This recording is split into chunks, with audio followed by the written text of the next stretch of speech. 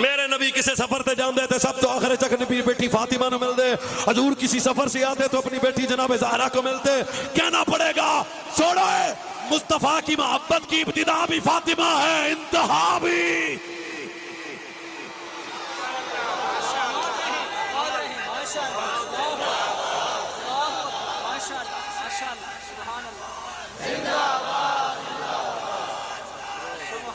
सिद्दीक बाप की सच्ची थी।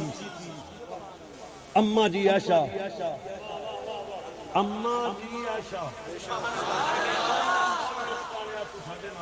अम्मा जी आयशा। अब इस हदीस को भी वो आइंदा बोलो तबीयत राजी हो जाए। अम्मा जी आयशा सिद्दीका फरमाती हैं मैं बताती हूँ कौन है जनाब सैयदा फातिमा।